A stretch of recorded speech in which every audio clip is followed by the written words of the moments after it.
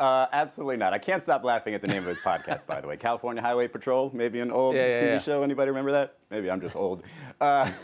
So look, this one's confusing to me, Frank, and I'm not sure if it is to you here. I've been hearing people talk about this all day long, and I just wonder, like, it just reminds me of, two young adults whose lives have gone awry, and they just blame their parents for everything, for making mistakes that they didn't even know they made, because what is the playbook for that when two of your stars are just going at each other, kind of lose their minds on the court, and then, you pick one, you suspend the guy, Draymond Green, and you just hope that they fix that amongst themselves. But to take the blame away from yourself, Draymond Green, is kind of confusing here, because at the time, it seemed like everybody was blaming him. And it is interesting, this whole big picture of what Draymond's doing. It's sort of like he's living in his legacy these days. You would think he's retired. He's over here on TNT doing studio shows. He's doing all these, starting a podcast, having this retrospective. It seems like he's rewriting his own history at the time, or right now, because I think we all remember how it looked. Yep, you're right. And let's also remember this.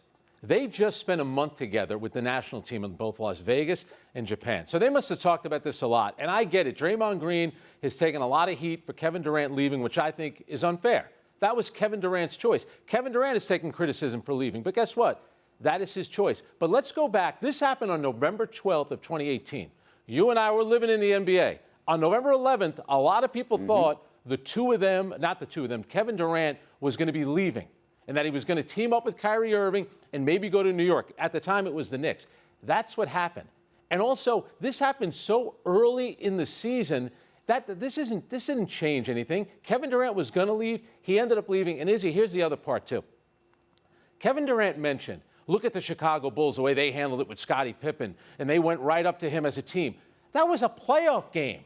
This is a November game at the beginning of a season when you guys are just coming off of 2 championships.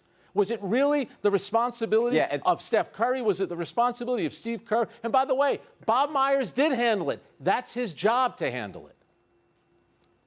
And I'd like to hear Steph Curry's view on this, because if we're talking about Jordan and Pippen, Draymond is not one of those two in this equation. And it's almost as if Draymond doesn't think he's going back to Golden State to face Steve Kerr, to face Bob Myers and his other teammates for, discussing this and bringing up old stuff and now having to do it all over again. I don't know if that relationship is very healthy right now. I don't understand. So they're upset that the team didn't step in, the actual players, as if like Andre Iguodala and Steph Curry and Klay Thompson are thinking, guys, it's November. We just won 2 titles. What are you guys fighting for? By the way, if Kevin Durant is healthy, they would have won a championship. So Steve Kerr doesn't get involved because it's the job of the general manager. He did step in, and then they're upset with him for stepping in.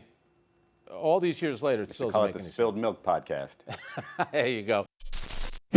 Thanks for watching ESPN on YouTube. For live streaming sports and premium content, subscribe to ESPN+.